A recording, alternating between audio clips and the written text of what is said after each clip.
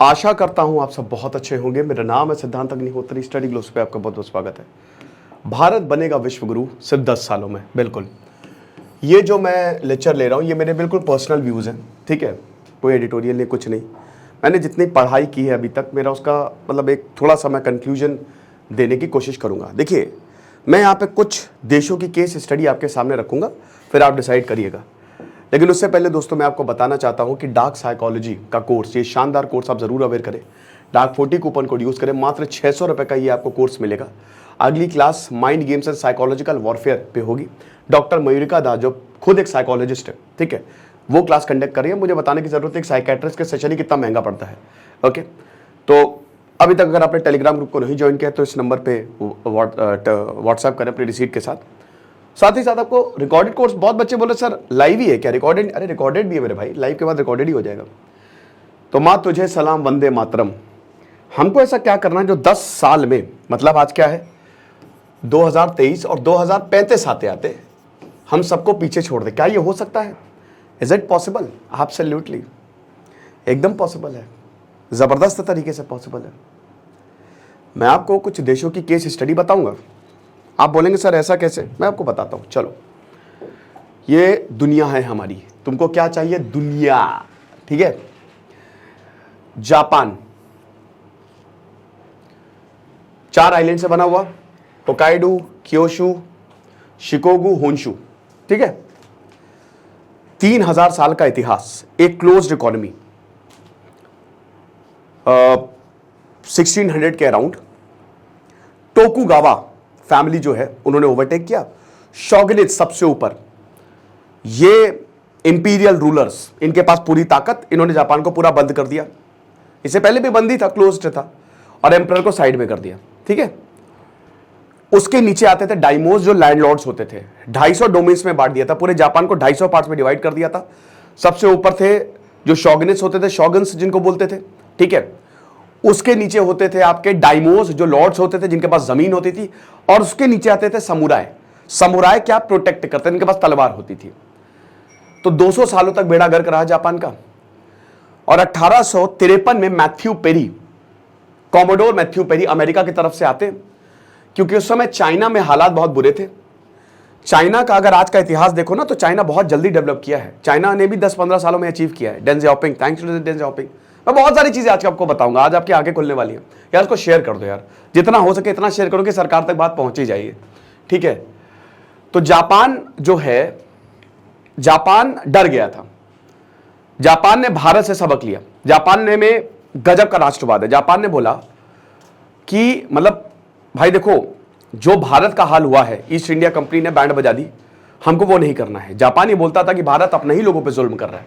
East India company क्या करती थी? मैं हमेशा बोलता हूं कि अगर उसी वक्त पूरी तरीके से बॉयकॉट हो जाता, आप ज्वाइन ही नहीं करते police force east India company की, तो खेल खत्म हो जाता। लेकिन यहां पे चाइना और जापान ने दोनों बोला कि भाई भारत यहां पे अपने ही लोगों पे, भाई जब भगत सिंह को फांसी हो रही थी तो जो जेलर था वो एक इंडियन था, ठीक है। तो ये हिसाब किताब रहा। तो अब यहां पे क्या है कि 1853 में जापान ने बोला कि बस बहुत हो गया, दैट्स इट। जापान और सिंगापुर से, सिंगापुर आपको दिख रहा है, दिल्ली से भी छोटा है सिंगापुर, आपको दिख ही नहीं रहा होगा सिंगापुर, लेकिन दोस्तों इतना शानदार शहर है वो, इतना शानदार शहर है। अगर बात करें हाईली डेवलप्ड, कोरिया किधर चला गया? कोरिया, ये साउथ कोरिया, पिद्दी सा देश। ये वो देश हैं जो बर्बाद हो गए थे, 1945 में खत्म हो गए थे ये। अच्छा, इससे पहले हम इतिहास समझ रहे थे। तो फिर उसके बाद इन्होंने बोला कि यार देखो हमको करना पड़ेगा। इन्होंने इकोनॉमी खोली, ठीक है, और इन्होंने यही बोला कि हमको पहले लोगों को यूनाइट करना पड़ेगा। तो इन्होंने लोगों को बताया। आज अगर भारत में आप लोगों को अपने इतिहास के बारे में बताते हैं तो कुछ लोगों को बड़ी मिर्ची लग जाती है, मुझे नहीं पता क्यों, बट वो गौरवशाली इतिहास है। आपको एक होना पड़ेगा, अलग अलग होगे तो बिखर जाओगे, बाहरी ताकतें अटैक करेंगी, बिल्कुल होता है, ठीक है। तो सबसे पहली जो चीज है कि हम सबको एक होना पड़ेगा, वननेस, द वेरी इंपॉर्टेंट। फिर आता है अब देखिए कमाल हो गया, 1868 में मेजी, एम्परर मेजी आ गए, मेजी रेस्टोरेशन। उन्होंने कहा ऐसी की तैसी, कमाल का ये इंसान। इन्होंने बोला कि भाई एम्परर की पावर को वापस लाओ और अच्छे लीडर्स बनाओ। सेकंड हमको क्या? Good leaders. हमको अच्छे लीडर्स की जरूरत है। आज पार्लियामेंट में कौन बैठे हैं? आधे से ज्यादा के ऊपर क्रिमिनल केस। कोई बाहुबली है, उसको टिकट मिल जाता है। इस दुनिया में सबसे शानदार जॉब पता किसकी होती है? पॉलिटिशियन की। अगर आप एमएलए एमपी हैं, आप राजा हैं समझ लो, ठीक है, लेकिन ये आपको पता नहीं। जब तक पढ़े लिखे लोग एंट्री नहीं करेंगे, 1950 के बाद, 1950s के बाद जब भारत आजाद हुआ, भारत के आप लीडर्स देखे, जवाहरलाल नेहरू, राम मनोहर लोहिया, श्याम प्रसाद मुखर्जी, क्या शानदार लीडर। उसके बाद भी ये मनमोहन सिंह, अटल बिहारी वाजपेयी, बहुत सारे के काम। मेरे जो आइडल हैं, ठीक है, मतलब मैं जिनकी बहुत ज्यादा इज्जत करता हूं, वो है के कामराज। मतलब मैंने उनकी लाइफ से बहुत सीखा है। उनकी बायोग्राफी, भारत रत्न मिला था उनको। जब उनकी डेथ हुई थी ना, उनके जेब में 30-40 रुपए थे, 4 कपड़े।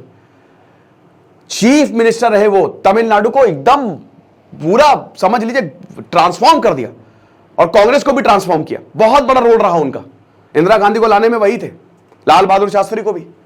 देखिएगा उनके बारे में, बहुत ही ईमानदार, बहुत ही शानदार लीडर, जो बोलते थे एजुकेशन लेके आओ।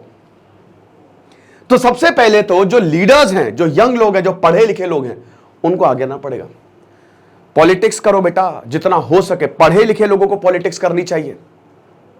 समझ रहे हो? आगे आओ और देश को आगे ले जाओ। गजब के लीडर्स चाहिए, ना कि हिंदू मुस्लिम ये सब बस कोई कर रहा है, बस बंटवारा चल रहा है, हर कोई कर रहा है। ये कास्ट बेस्ड पॉलिटिक्स हो रही है। किसी से भला हुआ ऐसे देश का? जापान में बोला हटाओ ये सब, जो भी इनइक्वालिटी थी जापान ने खत्म कर दी। हर किसी को पढ़ना कंपलसरी। सेकेंड पॉइंट, हर कोई पढ़ेगा। एजुकेशन हर किसी को मिलनी चाहिए, फ्री है कर दी एजुकेशन, या बहुत ही मिनिमल फीस। क्या बात है, 40% से लिटरेसी रेट हो गया 80% तक। अगला पॉइंट, भारत में जो सरकारी कॉलेज या सरकारी स्कूल्स हैं और प्राइवेट स्कूल्स को रेगुलेट करो, उनसे टैक्स लो, तो कायदे से टैक्स लो। आप देखिए सरकारी, आज प्राइवेट स्कूल में एक कोई बहुत ही टैलेंटेड लड़का है। मैं एक लड़के से मिला था, तो वो मतलब मैंने उससे कुछ सवाल पूछे, ठीक है, उसका आईक्यू देखने के लिए। एक्स्ट्रा ऑर्डिनरी था बंदा वो। अगर उसको अच्छी पढ़ाई मिलती तो वो मतलब शायद आईआईटी, आप क्या पता क्या इन्वेंट कर दे, कहो कैंसर की दवाई ले आए। लेकिन वो पता क्या कर रहा था? वो बर्तन मांज रहा था होटल में। तो हम अपने ह्यूमन रिसोर्सेज को तो बर्बाद कर रहे हैं। आप जाइए मंदिर में बस ऐसे 10 का नोटा फैलाइए, विद इन अ सेकेंड इतने हाथ आएंगे ना कि आप परेशान हो जाएंगे। इतनी तो गरीबी है। हमने अपने ह्यूमन रिसोर्सेज का क्या करके रखा है? कबाड़ा करके रखा है। तो एजुकेशन सबसे इंपॉर्टेंट, एजुकेशन कंपलसरी करो। हमारे यहाँ कागज में है, प्रैक्टिकल में कुछ नहीं। बहुत कैजुअलिटी हमारे, बहुत कैजुअलिटी। तो जापान ने बोला नहीं, free education, free education free दो और पढ़ाओ, खूब पढ़ाओ, जितना हो सके पढ़ाओ। ये आपको लॉन्ग टर्म बेनिफिट देगा। हेल्थ फ्री कर दी, हेल्थ कोई बात नहीं, कोई बीमार नहीं पड़ेगा। ये करना चाहिए, इसी वक्त करना चाहिए, है ना।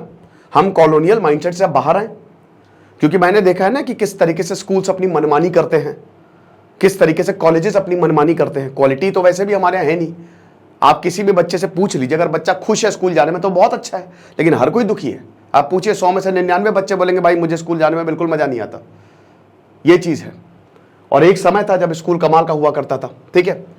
अगला पॉइंट, थर्ड पॉइंट जो जापान ने किया, और आपको बता दूं कि बहुत तेजी से डेवलपमेंट हुआ, इस रिफॉर्मेशन, समाज को रिफॉर्म कर दिया, ठीक है, मतलब इनइक्वालिटीज हटा दी। तो मैंने इस ये कैसे होगी? जबरदस्त जब लीडर्स आप लाएंगे। सेकेंड पॉइंट इन्होंने क्या किया? टैक्स इन्होंने यूनिफॉर्म कर दिया, बहुत ज्यादा टैक्स होता था।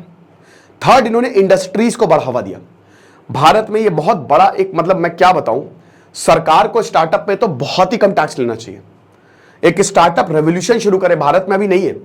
सरकार कह दे स्टार्टअप इंडिया ये वो, बट उतना सपोर्टिव नहीं है, ठीक है। कोई अब तो इस बार की सरकार तो है भी थोड़ी, पिछली वाली तो आप समझ लीजिए कि 1980 आते आते आपको अगर सुई भी बनानी है ना, तो भी आपको सरकार की परमिशन, लाइसेंस राज चलता था। तो सबसे पहली बात तो आपको भर भर के इंडस्ट्रीज लगानी पड़ेंगी, स्टार्टअप लेके आओ, तगड़े तरीके से लोगों को बताओ, और लोग करेंगे ये काम, बहुत जल्दी करेंगे। मतलब समझिए विद इन 1 ईयर लैंड लिया, इंडस्ट्री लग गई। क्यों? क्योंकि बहुत ही सारी जो चीजें थी ना वो कम कर दी। भारत में कोई इंडस्ट्री लगाता नहीं है, दूर भागता है। स्टार्टअप में भी इतनी कंप्लायंसेस है कि परेशान हो जाता है। सरकार इसको कम करे, बहुत कम करे, फिर होगा कमाल। अभी ऑनलाइन गेमिंग इंडस्ट्री पे, खैर उस पर काफी 28% तक टैक्स लगा दिया है, पर उसमें बर्बाद हो जाएंगे बहुत सारी गेमिंग इंडस्ट्री, बंद हो जाएंगी, आप देख लीजिएगा। ये चीज है। ये मॉरली सही है, बिल्कुल सही है, तो हटा ही दो, फिर लाई क्यों एट द फर्स्ट प्लेस? अगला पॉइंट सबसे important, the most important thing, public, जो कैनेडी ने क्या बोला कि आप क्या कर सकते हो देश के लिए, ये मत पूछो देश आपके लिए क्या कर सकता है। भारत की कड़वी सच्चाई है कि हम कितने इनडिसिप्लिन्ड हैं। जापान में अगर 1 सेकेंड ट्रेन लेट होती है तो उसको सर्टिफिकेट देना पड़ता है, वो सर्टिफिकेट देते हैं। जापान में वक्त की कीमत है, और ये बहुत पहले से है। वक्त की जो इज्जत है ना, जापान ने बहुत पहले से की है। They are very very disciplined. आप समझिए कि जापान जो है भाई, यहां पे कुछ हो जाता है तो लोग चोरी करने लगते हैं। जापान में इतनी तगड़ी चीज है कि वहां पे लोग एक दूसरे की मदद करते हैं, वहां पे लोग एक दूसरे को आगे बढ़ाते हैं, वहां पे वो पूरे देश को ही एक समझते हैं। वहां पे इतनी ईमानदारी है, करप्शन आपको मिलेगा ही नहीं, ठीक है, 0%। तो लोगों को भी ईमानदार होना पड़ेगा, लोगों को भी डिसिप्लिन होना पड़ेगा, बहुत हाईली डिसिप्लिन होना पड़ेगा। वक्त की इज्जत लोगों को करनी पड़ेगी, और लोगों को भी चीजें छोड़नी पड़ेगी कि यार मतलब छोड़ो यार, नहीं करेंगे। एक तरीके से जो होता है ना आलस्यपना, वो सब छोड़ना पड़ेगा। जापान के लोगों में बहुत ही ज्यादा सेंस ऑफ नेशनलिज्म उनमें बहुत ज्यादा है। वो देश को आगे रखते हैं और अपने आप को भी, इंडिविजुअलिज्म भी है, ऐसा नहीं है, दोनों चीजें वहां पे साथ साथ चलती है। तो ये बोला। उसके बाद बाहर के लोगों को जापान ने यहां पे बुलाया। उन्होंने बच्चों को, अब जैसे हमारे तो ब्रेन ड्रेन हो रहा है, सरकार इस पे ध्यान नहीं दे रही है। क्यों नहीं दे रही है? क्योंकि बहुत एफिशिएंट लोग आपको सरकार में देखने को नहीं मिलेंगे। आप देख लीजिए, ज्यादातर अमीर सबके बच्चे बाहर पढ़ रहे हैं। जब तक कैलाश सत्यार्थी जैसे लोग नहीं आएंगे मेन स्ट्रीम में, तब तक कुछ होने वाला नहीं है। एजुकेशन मिनिस्टर बनाते आप CNR राव को, किसने मना किया है? बनाओ ना, आप K7 को दो आप। तो जब तक आप, एक बात बताइए कि अगर कोई एग्रीकल्चर, अगर किसी को एग्रीकल्चर रिफॉर्म लाना है तो आप किसको बनाओगे मिनिस्टर? जो खेत के बारे में जानता है, जो एग्रीकल्चर के बारे में जानता है, या जो एक वकील है? अगर एक लॉ है, आप किसको बनाओगे? जिसका इकोनॉमिक बैकग्राउंड है, या फिर जिसका राइट लेफ्ट सेंटर पूरा लॉ में है? ये होगा ना। तो ये it's a very very important thing कि भारत जो लोग हैं, जो बच्चे हैं, उनको बाहर पढ़ने भेजे, स्पॉन्सर करे कि हम तुमको स्पॉन्सर करते हैं, वहां का सीख के यहां पे आओ। ये चाइना ने भी किया। चाइना ने भी जब 1980s में भयानक बूम आया तो चाइना ने भी यही किया था। और आपको बता दूं कि बहुत जल्दी डेवलपमेंट हुआ है। चाइना ने भी सेम चीज किया, और चाइना के लोग पढ़ के आए और भारत आए, बाहर से भारत आए। चाइना के 400 के 500 साइंटिस्ट चाइना आ गए, मतलब चीन आ गए, जो बाहर पढ़ रहे थे। जर्मनी में उस समय यूनिवर्सिटी खुली थी, जापान ने भेजा, जाओ बेटा जहां यूनिवर्सिटी है पढ़ के और जापान को डेवलप करो। तो ये भारत भी कर सकता है, लेकिन हम लोग इतना ध्यान ही नहीं देते कि चलो जो चल रहा है वो चल रहा है। अगला, इंटरनल रिफॉर्मेशन, पुलिस की बात करते हैं। लॉ एंड ऑर्डर भारत में, मैं ऐसा कोई इंसान नहीं होगा जिसने रिश्वत ना दी हो। सिस्टम इतना खराब है कि आप कोई छोटा सा काम भी करवाने जाए तो 500 रुपए आपके गए। ये सच्चाई है, इसको रोकना पड़ेगा। कैसे रोकेंगे? पहला पॉइंट, एक तो पुलिस के रिफॉर्मेशन, वही कॉलोनियल सिस्टम, इनकी सैलरीज बढ़ाओ, बिल्कुल इनको इंसेंटिव दो। एक ऐसा प्रोग्राम बना दो कि जो पुलिस सबसे बढ़िया काम करेगा उसको हम अवार्ड देंगे, ठीक है? ऐसा करो। पुलिस स्टेट सब्जेक्ट है, राज्यों को ये काम करना पड़ेगा, तो ये कमाल हो जाएगा। अगला पॉइंट जो है, देखिए आपको कुछ ऐसा सिस्टम बनाना पड़ेगा जिससे आप करप्शन पे नजर रख सके। ऑनलाइन कर दो, आप मैक्सिमम चीजें आप ऑनलाइन कर दो। हैं अभी, ये बहुत अच्छी बात है कि सरकार ने ऑनलाइन पे काफी बल दिया है, बट अभी भी आपको ऑफलाइन, जहां पे आपका ऑफलाइन गया, गए पैसे आपके। साथ ही साथ लोकपाल आना चाहिए, लोकायुक्त आना चाहिए, उसको तगड़ी ताकत दो उसको आप, ताकि वो अगर आपको कोई भी दिक्कत हो जांच कर सके, आप वो जांच कर सके। एक्चुअली हम डरते हैं, हमको लगता है छोड़ो यार, हम क्यों दे, 500 रुपए में काम हो जाएगा, छोड़ो यार, कौन पछड़े में फंसे। बल्कि वो ऐसा नहीं कर सकता। अभी एक वीडियो वायरल हुआ था, एक ट्रैफिक इंस्पेक्टर जो है 5000 की रिश्वत ले रहा है, उसने रिकॉर्ड कर लिया, सस्पेंड हो गया, नौकरी चली गई। सोचिए, नौकरी चली गई, उसको कोई नौकरी मिलेगी? नहीं मिलेगी, कैसे घर चलाएगा? तो ये लोग बहुत डरते हैं। लेकिन द थिंग इज कि हम खुद करप्शन को, क्योंकि अब देखिए हमारी भी गलती नहीं है, हमको लगता है हमको पहले से ही डरा दिया जाता है। आप जाते हैं डीएम के ऑफिस में अपनी प्रॉब्लम लेके और थर-थर कांपते हुए कि कोई कुछ कह ना दे, गालियां भी सुनते हैं और जाते भी हैं। तो ये नहीं चलेगा। पूरा ऑफिस हमारे पैसों से चल रहा है, हम पैसा दे रहे हैं, हम टैक्स दे रहे हैं, तब जाके पूरा देश चल रहा है, समझ रहे हो? उनकी सैलरी हमारे पैसों से आ रही है। तो सरकार को सबसे पहले तो कुछ ऐसा मैकेनिज्म डिवाइस करना पड़ेगा, लोकायुक्त बनाओ, लोकपाल बनाओ, कुछ भी बनाओ जिससे करप्शन पे नजर रखी जा सके। करप्शन तो हर वक्त हर जगह रहेगा, हर जगह रहेगा, लेकिन इसको जितना हो सके हमको मिनिमाइज करना है, क्योंकि तभी बहुत सारा पैसा चला जाता है। कहते हैं भाई, राजीव गांधी ने बोला था कि भाई 100 रुपए देते हो तो 20-30 ही पैसा, मतलब 1 रुपए में 20-30 पैसा जो है वही पहुंचता है गरीब तक या लोगों तक, बाकी 70 पैसा लीक। तो ये हटाओ। इतने जो checks and balance, Jawaharlal Nehru ने बोला था अगर ब्यूरोक्रेसी नहीं होती तो मैं भारत को कहां से कहां पहुंचा देता। रेड टेपिज्म, लाल फीताशाही जिसको कहते हैं, बहुत ही पहले, अब तो फिर भी काफी बेटर है ना। तो ये चीज है। फिर उसके बाद एग्रीकल्चर में रिफॉर्म। जापान एग्रीकल्चर में रिफॉर्म लेके आया। जापान ने कहा कि बहुत ज्यादा जरूरी है। देखिए, जापान के पास कोई नेचुरल रिसोर्सेस नहीं है। आपको बता दूं, जापान में अर्थक्वेक बहुत आते हैं। जापान पैसिफिक बेल्ट पे है, तो आपको पता है कि वॉल्केनो है वहां पे, कोई नदी नहीं बहती, बहुत मुश्किल है। जापान में नेचुरल रिसोर्सेज ना के बराबर है, लेकिन उन्होंने अपनी मेहनत से, इतने ज्यादा मेहनती हैं। देखिए, अल्टीमेटली लोगों के ऊपर बहुत कुछ डिपेंड करता है। लोग बड़े मेहनती हैं वहां के, लोग बहुत डिसिप्लिन है, उनके अंदर खुद ये है कि मुझे कुछ गलत नहीं करना है। जिस दिन हर इंसान के अंदर ये आ गया कि मुझे किसी के साथ कुछ गलत नहीं करना ना, उस दिन अपने आप देश डेवलप हो जाएगा। यही चीज आपको सिंगापुर के लोगों में, ली वन क्यू जब आए तो उन्होंने कमाल कर दिया। ऐसा देश था जापान, 1945 के बाद आप ये समझिए कि जापान मतलब खत्म हो चुका था, और वहां से अगले 30 सालों में, आर्टिकल 9 मानता हूं क्योंकि अमेरिका ने पूरी जिम्मेदारी उनकी रक्षा की ले ली थी, बट अगर नहीं भी लेते ना, मेजी रेस्टोरेशन में देखो 1868 में ये सारी चीजें जापान ने की, खेतों को रिफॉर्म कर दिया। कि भारत में खेत कैसे रिफॉर्म हो सकते हैं? पहली बात तो सरकार स्कीम बहुत चलाती है, सरकार की स्कीम जो है वो लोगों तक पहुंचती ही नहीं है। तो जन जन तक पहुंचाओ, लोगों तक पहुंचाओ जितना ज्यादा हो सके, लोगों को बताओ, अवेयर करो। जो एग्रीकल्चर, जो किसान है, उनको भाई आप निकालो ना रिक्रूटमेंट। एक तो दिक्कत यह है कि भारत में रिक्रूटमेंट नहीं निकलते। भारत में हर क्षेत्र में स्टाफ की कमी है, और यहां पे रिक्रूटमेंट हर कोई चिल्लाता रहता है कि भाई नौकरी निकालो, नौकरी निकालो, लेकिन भारत ये कर ही नहीं रहा है। कहने पैसे दे, अरे भाई तुम अगर लोगों को रखोगे, भाई सिंपल सी बात है, एक काम है, 10 काम है, उसके लिए 2 लोग हैं, तो अल्टीमेटली वो काम स्लो होगा। और यही 10 काम है, उसके लिए अगर 20 लोग रख लो तो काम कितनी तेजी से होगा, कितना कुछ बच रहा है आपका। तो भारत को रिक्रूटमेंट हर क्षेत्र में निकालना चाहिए। रेलवे में रिक्रूटमेंट, रेलवे में कब आई थी लास्ट रिक्रूटमेंट, याद है? जब भी रेलवे में रिक्रूटमेंट आती है, अभी पिछले साल आई थी, अब पता नहीं कब आएगी। तो 2-2.5 करोड़ लोग बढ़ते हैं। एक तो इस मानसिकता को भी भारत देखो, ये कहना लीडर्स को शुरू करना पड़ेगा कि प्राइवेट इज द बेस्ट। बिल्कुल, प्राइवेट इन्वेस्टमेंट, प्राइवेट नौकरी, सरकारी, इस मानसिकता से भी हमको बाहर निकलना पड़ेगा। हम कह रहे हैं ना कि लोगों की भी बहुत बड़ी गलती है। भाई जापान में सरकारी तो था, लेकिन मैक्सिमम इंडस्ट्रीज बनाई, खूब बड़ी बड़ी इंडस्ट्री बनाई। आज जापान के प्रोडक्ट पूरी दुनिया में यूज होते हैं। टोयोटा, क्या कमाल, मित्सुबिशी, मतलब समझ लीजिए तबाही मचा डाली है जापान ने। इन्होंने एक पूरा का पूरा बिजनेस कॉन्ग्लोमरेट बना दिया, जाइबात्सु जिनको बोला जाता था। इनका काम यही होता था कि पैसा दो, इंडस्ट्रीज बनाओ, और विद इन 5 ईयर्स जापान इतनी तेजी से डेवलप किया कि क्या बताएं। यह चीज है, तो भारत को यह करना पड़ेगा।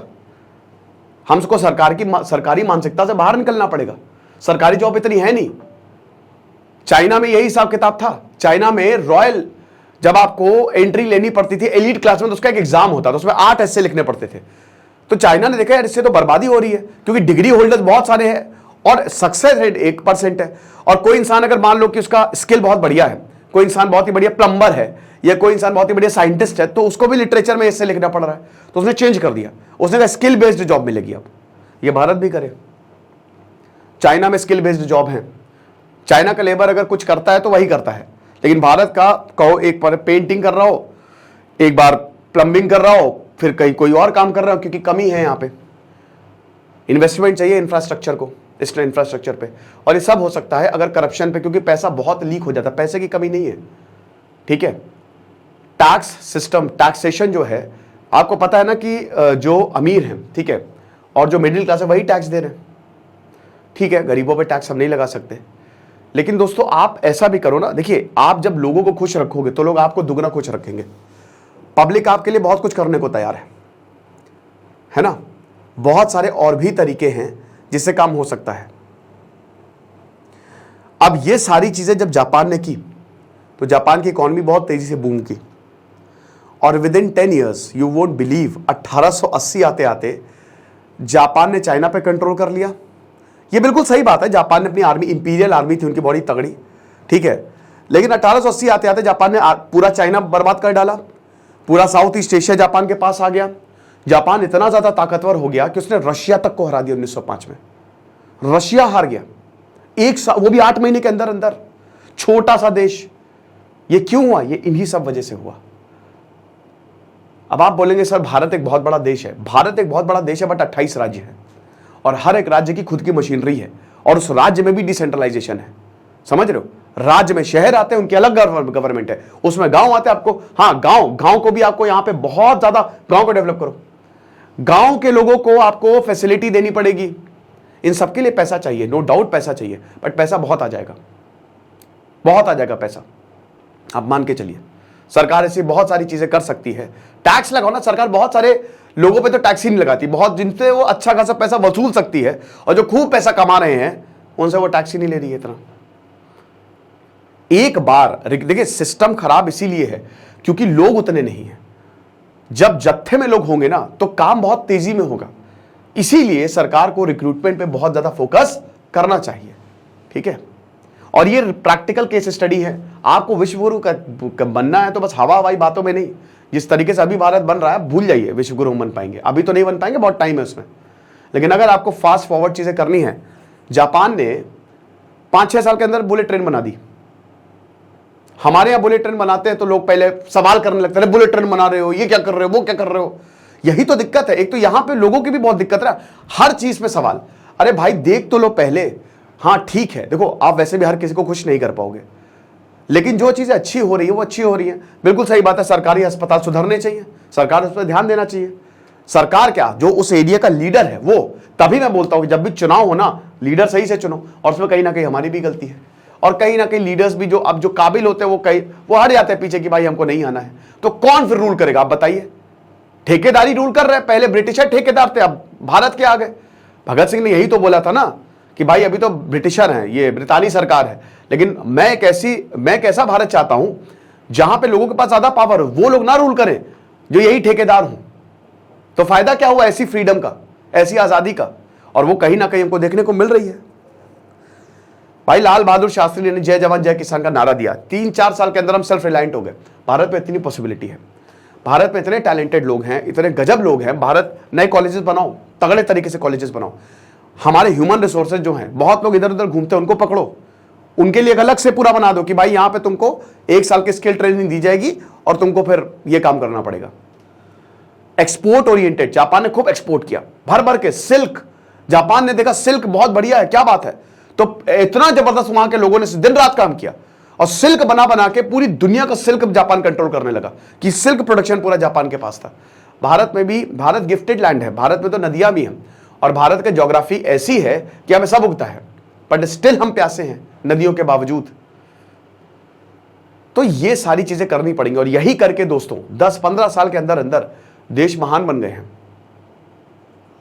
ये चीज है। आई होप समझे होंगे आप। बाकी आप जरूर हमारे डार्क साइकोलॉजी के कोर्स को अवेल करें, बहुत ज्यादा फायदा होगा। तो सिद्धांत अग्निहोत्री साइनिंग ऑफ। और अगर आपको भी कुछ ऐसा लगता है कि होना चाहिए तो आप मुझे कमेंट बॉक्स में जरूर बताओ कि क्या ऐसा और होना चाहिए, आपके क्या आइडियाज है, the ideas of a nation. Thank you so much.